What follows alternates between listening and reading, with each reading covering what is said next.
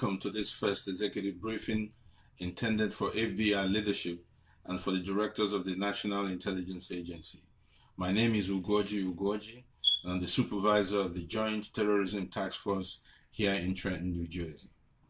My goal in this presentation is to provide you with information regarding the Islamic State of Iraq and Syria, also known as ISIS, and about potential threats from the group as we see them here at the JTTF. As you all know by now, ISIS started as a splinter group from Al-Qaeda. With the goal of establishing a caliphate in Iraq and Syria, the terrorist group has gone global in its influence, attacks, and recruitment of followers.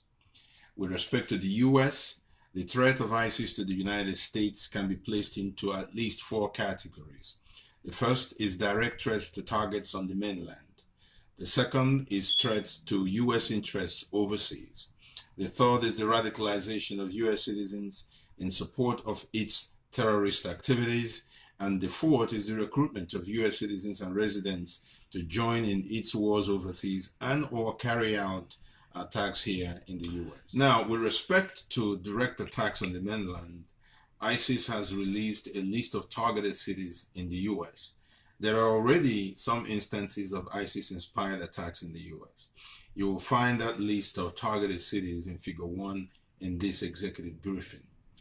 We take these threats seriously.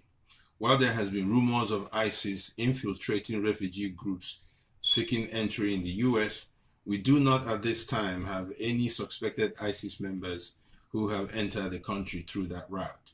Nonetheless, we urge you to remain vigilant in your areas of jurisdiction where the targeted cities are located. Now, with respect to US interests abroad, ISIS has targeted such US allies as the Kurds in Syria and has inspired attacks in Europe, Africa, and the Middle East. In West Africa, for instance, the influence of ISIS has yielded an alliance with Boko Haram, a terrorist group that now refers to itself as the West African province of the Islamic State. Of course, Boko Haram operates in areas that includes US allies such as Nigeria and others.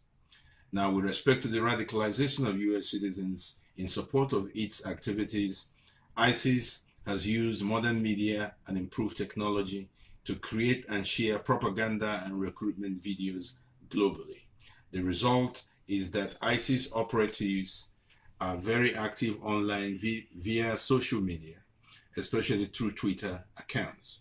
At least 400 of those Twitter accounts have been identified as being used within the US. The radicalization and propaganda efforts of ISIS have contributed to the 4th category, which is the recruitment of US citizens who travel to fight with ISIS in foreign theaters. Some of these recruits have also carried out ISIS-inspired attacks within the US as lone wolves. According to reports, there are about 100 US citizens or residents who are now part of ISIS foreign fighters. Already, as of the fall of 2017, 250 Americans had traveled or had attempted to travel to Syria and Iraq to join ISIS. There are nearly 900 active investigations that are ongoing against ISIS sympathizers throughout all the 50 states of the United States. Further, 71 individuals have been charged with ISIS-related activities since March of last year. In early months of this year, at least 56 arrests have been made. In summary, while the territories that ISIS used to control in Iraq and Syria have been virtually retrieved from them, they remain a potent enemy of the US and its allies, albeit in a diffused fashion. Subsequent briefings with developments and updates will follow this briefing. Thank you, and remain safe and vigilant out there.